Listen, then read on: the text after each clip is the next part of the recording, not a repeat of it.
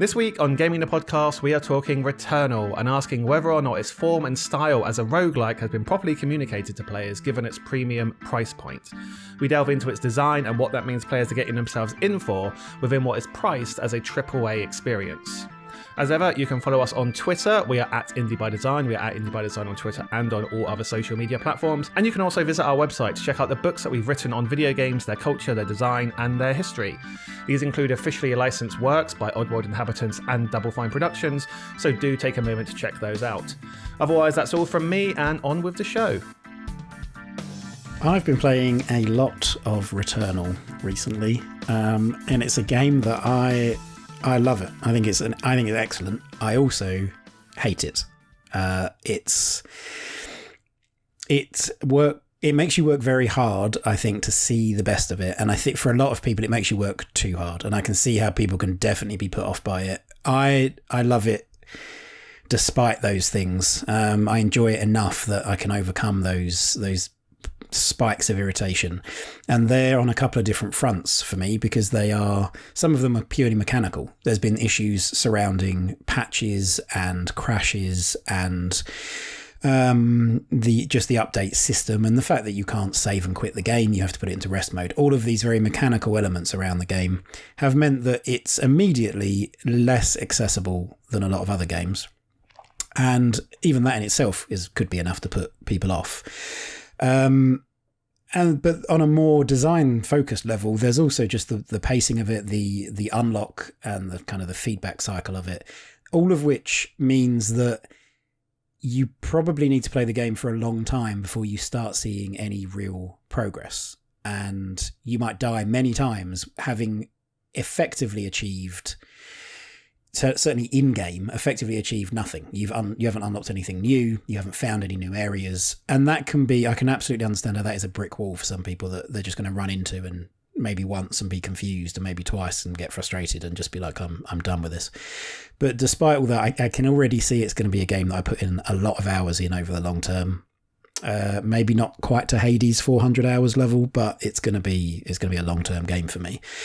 Now, I've played probably at this point 25, 30 hours of it. You've played not so much of that. So I'm interested to see where our opinions differ on it and where they're the same, and how kind of it feeds into the bigger picture of things like its price point, it's how it's positioned as this first party next gen game, and what all of that means. So in a nutshell, like what's been your initial impressions of Returnal as a game experience, kind of taking away some of the external stuff, but just as an actual game that you've played and have or haven't enjoyed? Yeah, so in general, I like it. I haven't played 25 hours. I like it.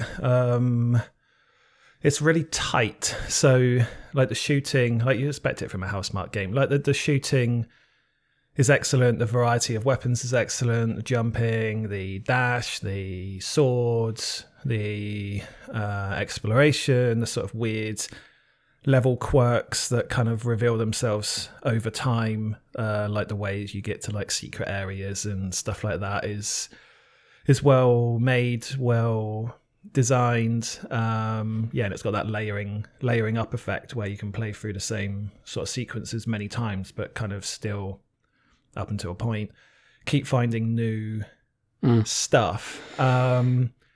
Visually, it's an odd one because it looks really like it's Mass Effect, basically, isn't it? Like her gear. There's Mass Effect with body horror. Like there's a certain amount of visceral like sound effects and nasty stuff that just makes you wince. It reminds me so much of Mass Effect. The little blue circle, even like not just the bigger stuff, but the little blue circles on doors when doors open, even the sound effects on the doors when they open. Her armor is just pure Mass Effect. Her suit is like pure Mass Effect. I think there's some Dead Space chucked in there as well. I think it reminds me of Dead Space at times, not in form but in visuals. So yeah, on a pure, like these are the actions available to you, this is how they've been animated, this is what they do. It's fantastic. Like there's nothing I can really say that's bad about it from that level. I do find it pretty frustrating when you die, I just want to throw the controller out the TV every single time. And I love like the Souls games and stuff, but when you die in those games, it feels like there's more meaning, and you've always got a chance to get your stuff back. So it feels fairer. Whereas in this, while there is a little bit that carries over, and I find myself saving up the ether and keys and stuff, I don't really know why. I don't know what I'm waiting for, but because there's so little that carries over, I just feel like I better save it for something that hopefully happens in the future. I think your weapon proficiency carries over as well, doesn't it? You get better at each weapon as time goes on. Yeah, you unlock overarching weapon traits. You unlock, and they then, when you pick up a weapon, it may have that trait that you had last time. So that carries over, and the ether as the currency carries over, and then certain suit unlocks and stuff. But your moment to moment artifacts and keys don't, and there's a lot of stuff that doesn't. And yes, and that's, I think, one of the key points for me, that it does make you work hard, because certainly in the early hours you're not seeing enough. I guess to compare it to something like Hades, you can't, like, it would be nice to have that early acceleration of, you just get a load of stuff, you're unlocking things, and then as over time that slows down and the unlocks get further and further apart, and you don't really have that in Returnal. You have a gradual unlocking of your understanding, but that's not enough for a lot of people. And I don't know if this changes in future, but it doesn't have, for a AAA game, it doesn't have some of the bells and whistles that Hades has. Like the hub area, the little spaceship, is pretty barren. Like there's a couple of screens you can look at there, but it doesn't have the grandeur and like the constant, like the progress sort of trophy room, essentially, is what the House of Hades is.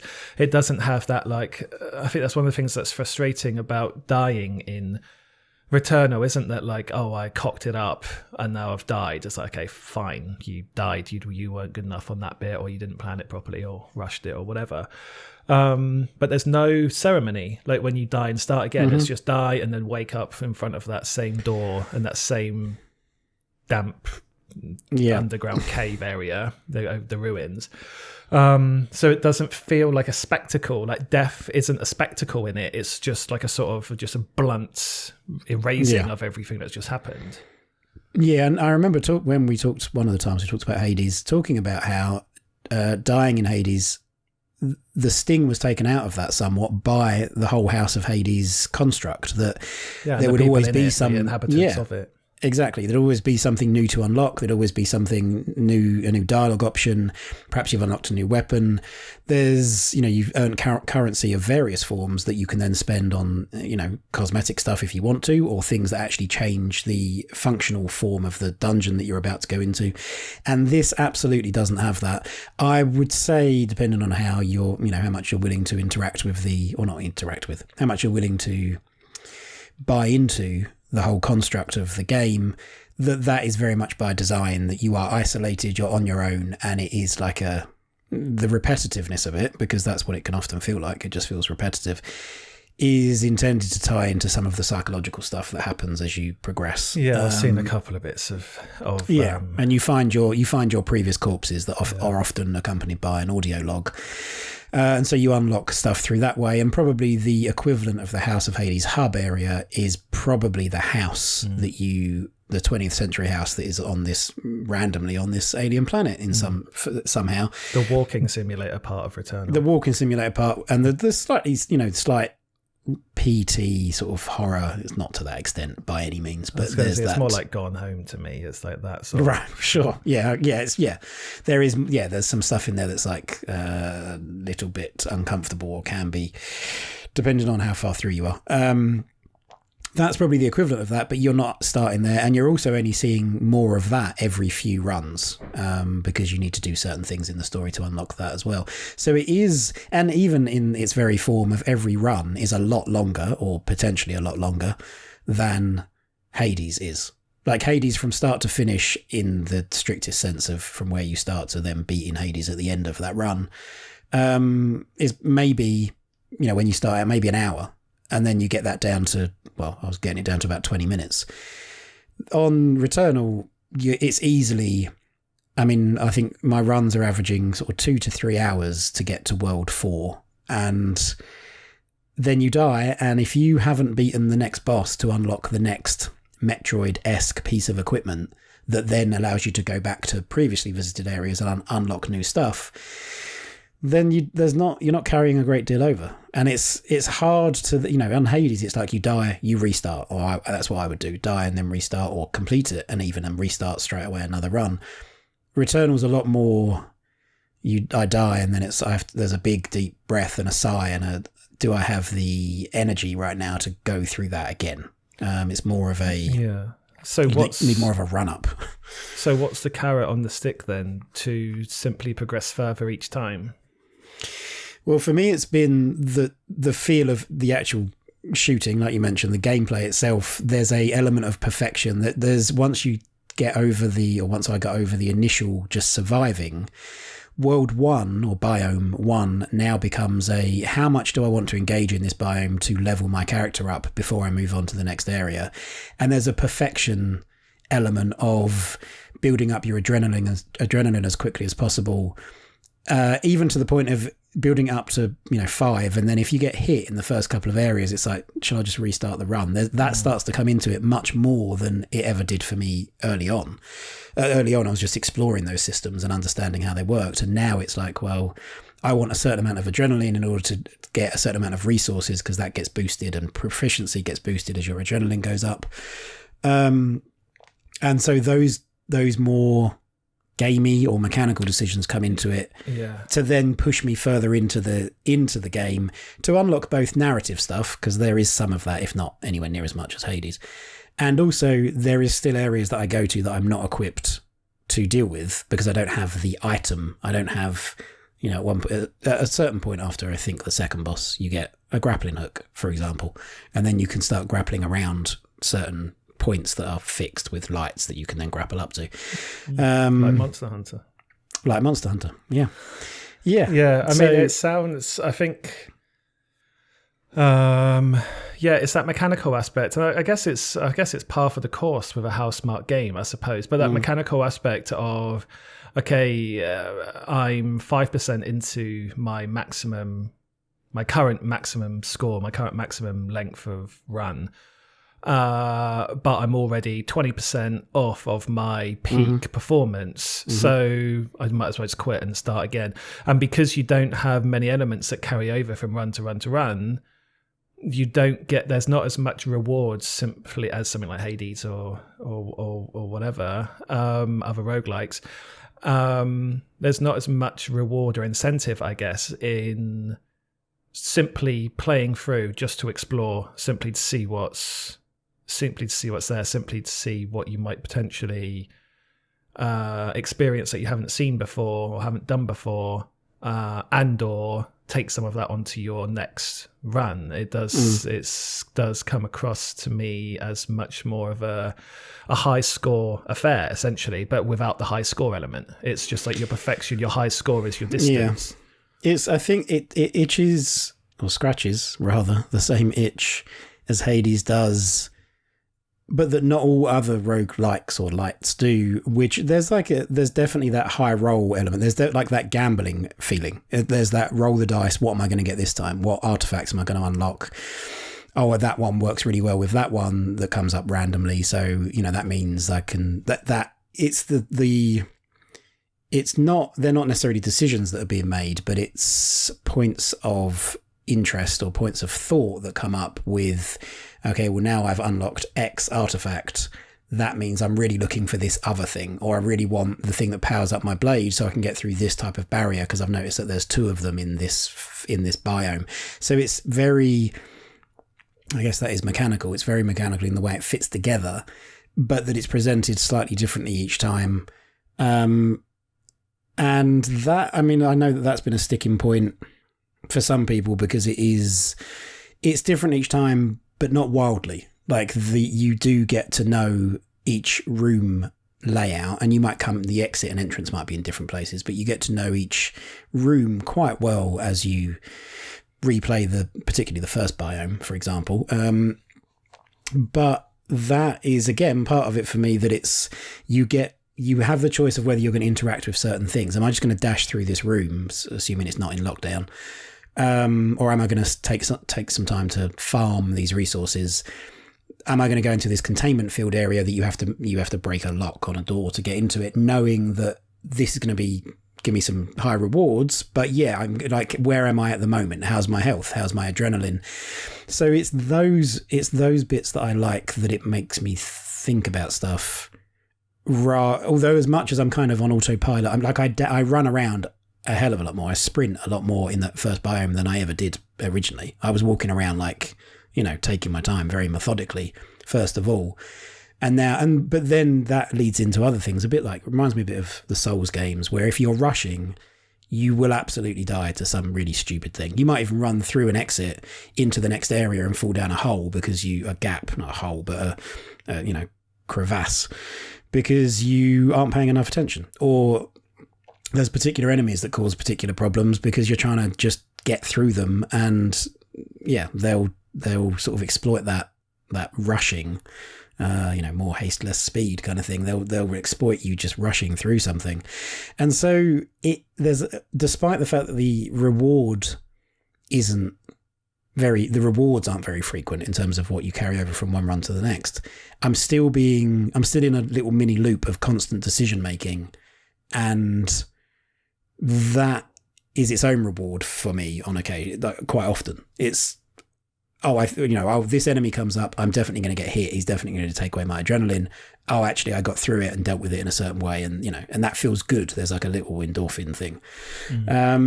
But yeah, it's a game that I feel like you really have to buy into and want to get into. It's not a game that's going to work really hard to reward you or to keep your attention. And so that's why, I understand that people are just going to be like, I don't need this really. Which, when tied into the mechanical stuff of how the way that you have to put it into rest mode rather than being able to just save and quit. Like, I'm not pretending that I agree with all of the way that it's been done. And I don't even really understand some of it. Like Hades, you could save and quit. I don't, honestly, perhaps there's an easy explanation, but I don't understand why you can't save and quit Returnal. Because the idea that you could just reload it if you die because you couldn't do that in Hades. That's not a thing. So it's odd. I don't know. Like, you don't need to be able to access that save on a menu. You just need to be able to save and quit so that you can go and play a different game even. Because it limits because you're doing such long runs, it limits how you can interact with it. It's like there is no, I'll just stick Returnal on for an hour while I'm, waiting for friends to come online or something. Because you can only put it into rest mode, so there's no way to save your progress in that way. Just an hour run and dying on purpose at the end when your friends come online isn't going to get you anything apart from some extra practice. Yeah. So there's been a lot of talk about whether, because like it or not, Returnal is a AAA game. It's priced as a AAA game. It's as expensive as Call of Duty or FIFA or Mario Kart or whatever. More expensive than Resident Evil Village. There's context. So like it or not, the game is a AAA game. It's being looked at as a AAA game, reviewed as a AAA game, conceived and thought about as a AAA game. But what are you describing in everything that's been mentioned so far? Are you describing a AAA game? And I'm thinking about that in a way of like whether or not it's fair on the consumer, really. Like we've kind of... AAA means a certain thing, even if more casual players don't use the term AAA. They blockbuster experiences at a blockbuster game price. Is it fair on the consumer to say, here's your next, and as a PS5 exclusive as well, for Sony to say, here's your next blockbuster experience, priced and exclusive, etc., like The Last of Us, like Uncharted, whatever, Ratchet and Clank, whatever other PlayStation games there are,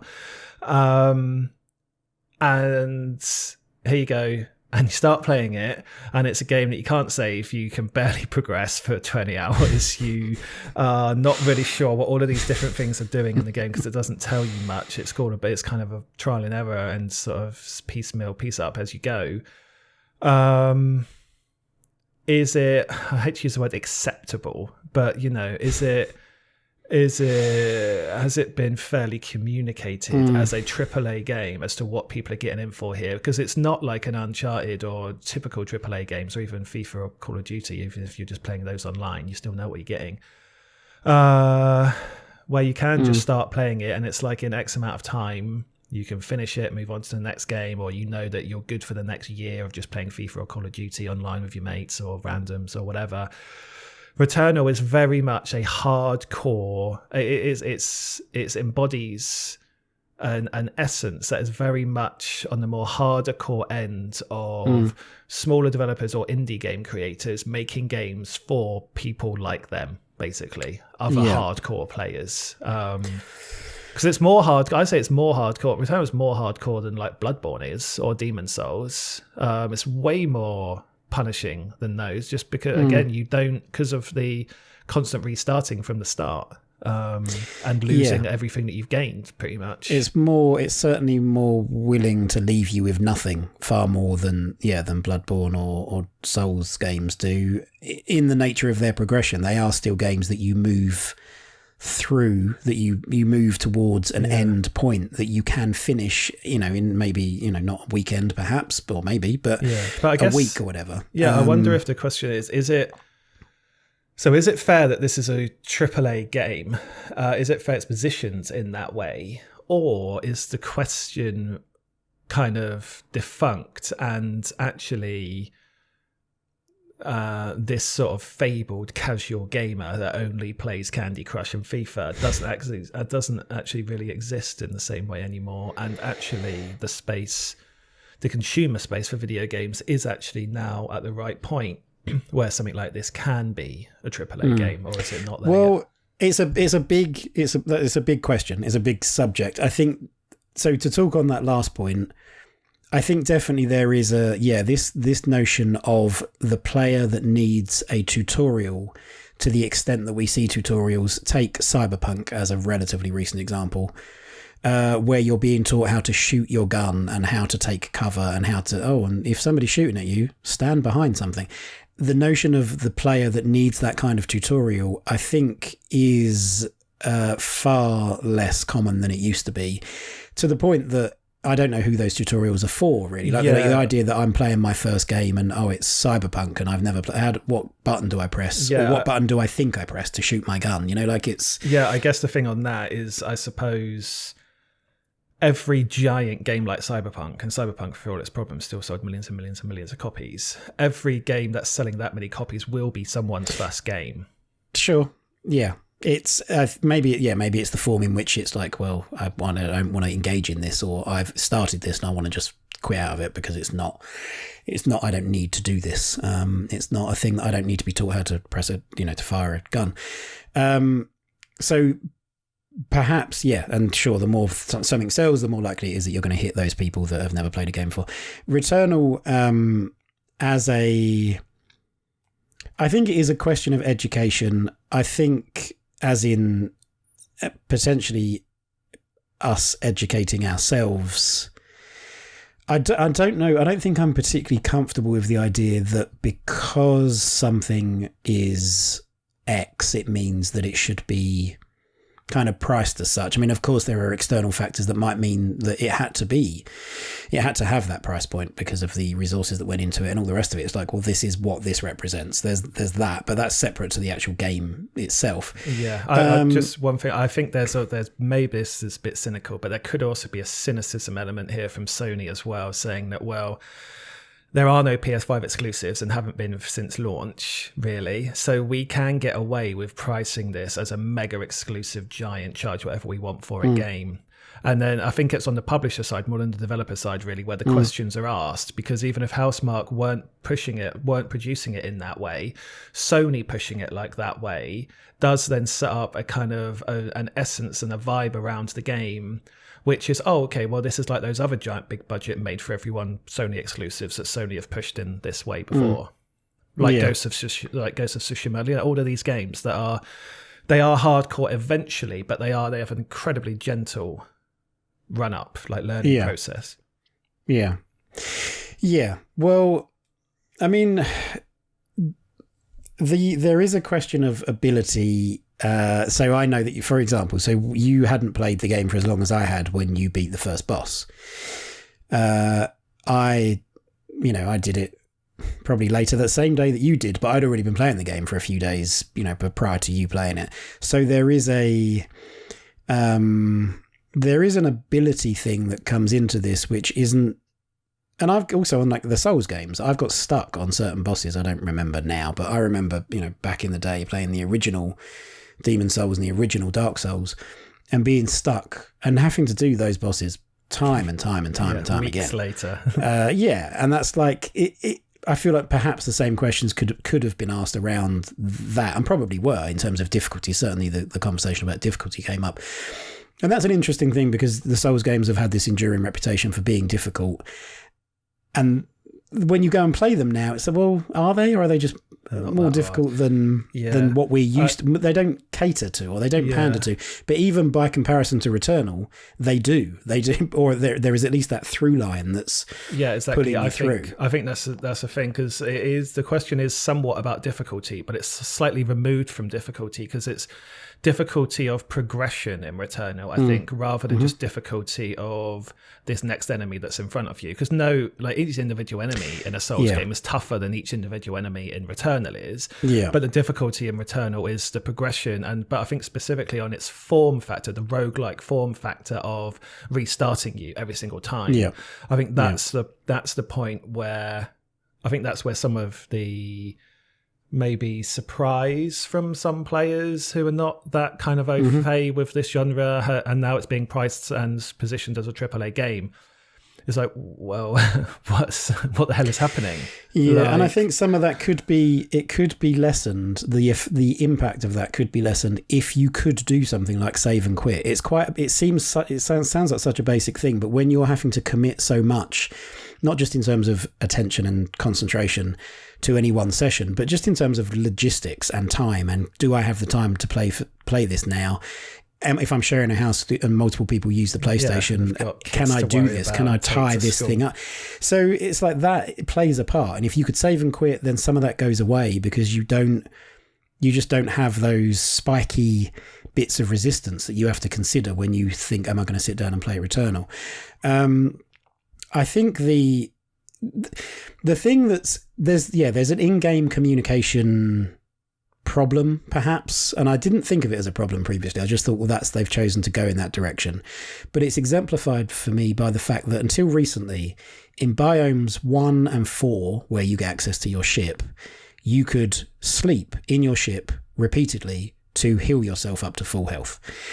And I took that, when I first saw the news of that online, it was presented as an exploit. And I took that to be, well, that's just how it's meant to be. Like there was a very clear design reason for me that you could sleep in your ship repeatedly to heal yourself. And that was to give you the best possible start. And as a cushion, it was Housemarque making concessions to the difficulty and saying, well, okay, this game is difficult. You're going to die a lot. But if you're willing to make the trek back to your ship periodically, you can heal yourself up to full health, and then you can go from there. Being at full health is more than just having more health, believe it or not, because when you're at full health, every piece of green resin that you pick up increases or works towards increasing your overall health, whereas those same resources, if you're not at full health, just heal you.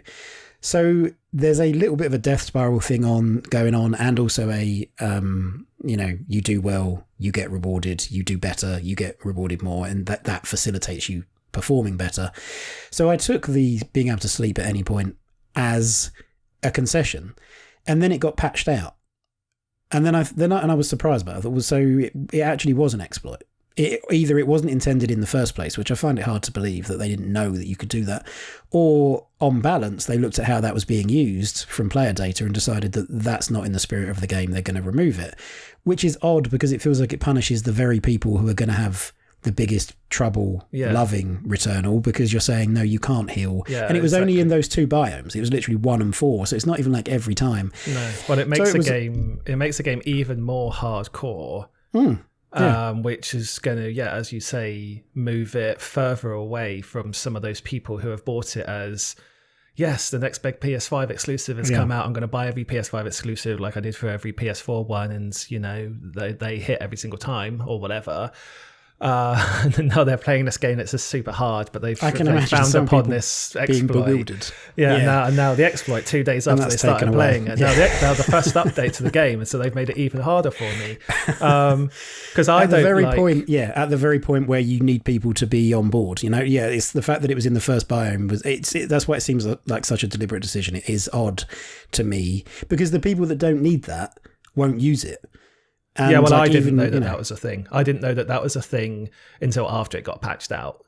I don't think. So you've kind of only ever played it in the way perhaps that it was intended, or the way that Housemarque now want you to play it. But there are the small things, and this is part of the educational element for me, is learning. For example, there's a particular artifact that increases your overall health by 25%. Some of even just the communication of that isn't very clear, because it's like, well, is that 25% of what my health is now? Or is that it just adds 25 to this number? And it turns out it doesn't add 25%. So I was running around trying to boost up my health as much as I could to then pick up that artifact that you always see in that biome, thinking it would increase my current health. If my current health is at 185, it would increase that by 25%. And it doesn't. It just increases it by a set 25 value. So that's very poorly communicated. But when you pick up that thing, it fully heals you. So knowing that, you can pick it up last. You can run around, you can get shot, you can be low on health. You can then pick that up and it's going to boost you all the way back up. So there's an element of like, you learn these, it doesn't tell you that. You learn these things as you play, but you're only going to learn those things if you're invested enough to play the game in the first place. And so again, it's kind of rewarding the people that are invested without doing a tremendous amount to invest those that aren't. Yeah. And that's problematic potentially from a longer term player based standpoint. That's problematic.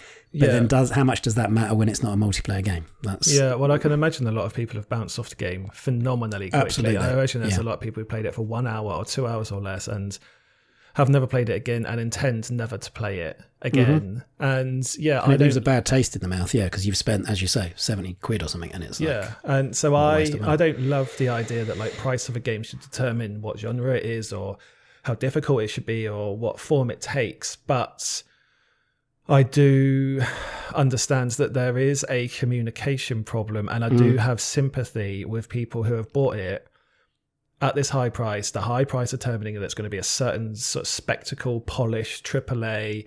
There's an element of it being for everyone involved here, and it doesn't cater to some of that crowd whatsoever. So I do have genuine sympathy and think that the industry as a whole has not done a very good job of diversifying what AAA means. AAA does mean it's not just a cost involved in making the game. It is a style of game. There are many styles of AAA games, but they all tend to have similar things, i.e. they're accessible, people can play them, you can adapt the difficulty level to you, you can pick and choose what you want to engage with, what you want to ignore. This doesn't do that, and I'm not saying that it should be Uncharted, of course not, but better communication of what it is definitely necessary, because I don't think the total nuclear option and saying a game like this can never be a AAA game is right either, because then AAA just becomes this increasingly narrow, tiny field of what the game actually is. So that's not helpful on a creative level. That's not helpful for the financial or diversity health of the industry and what it creates artistically at all. But this does feel like maybe it's too far in the other way. Not on a design basis. Housemarque have made a great game, but just in sort of just letting people know what they're getting in for, really. And I don't know how they would do that, because a lot of the people who don't know what they're getting in for are not going to be reading the channels or reading the messaging, and they can't that are going to communicate that to them. And it's not like they can say on an advert, oh, this game's really amazing. It's but only play it if you like Hades, or if you like these other, or if you're prepared to suffer through the first 30%. Philosophically, there is a standpoint here, which is, well, in order for games like this to be accepted and understood as AAA, they need to exist, and so it maybe becomes a jumping off point. Yeah, it becomes a jumping off point of, going forwards. It's like, well, is this AAA like Uncharted AAA, or is this AAA like Returnal AAA? Like, there's a fork in the road, or like Death Stranding is another one. That falls somewhere in between, I think, those two things. Yeah, and the Souls games as well, as you explained, are like that.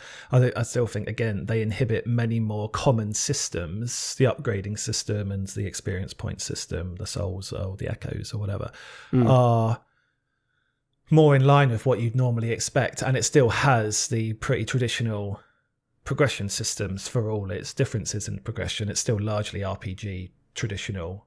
The big thing in this one, I think, is I've died and they start the whole game again. It's like, whoa. Yeah. Like, I think a lot of people will be playing this, comparing it to other AAA PlayStation games and being like, whoa, so it's like in Uncharted, if I die on the last level, I've got to start the whole game again?